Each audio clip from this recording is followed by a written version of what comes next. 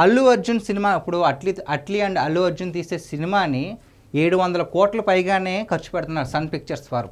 కేవలం దీంట్లో sun pictures మాత్రమే కాదు, హాలీవుడ్ సంస్థ అయినటువంటి వార్నర్ బ్రోస్ కూడా దీంట్లో ఒక భాగమయ్యారు. దీంతో ప్రతి ఒక్కరు కూడా ఒక హాలీవుడ్ సంస్థ వాళ్ళు ఈ సినిమాకి పెట్టుబడి పెడుతున్నారంటే అసలు ఆ కథలో ఎంత దమ్ముంది అనేది ప్రతి ఒక్కరు ఆసక్తి చూపుతున్నారు.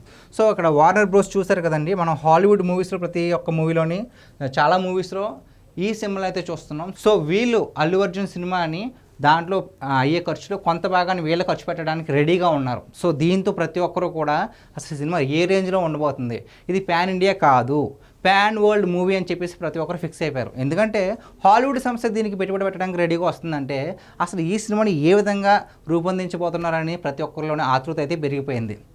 ఈ సినిమా గురించి ఇప్పటికే వచ్చిన సమాచారం బట్టి ఇందులో అల్లు అర్జున్ 4 క్యారెక్టర్లు కనిపిస్తున్నాడు.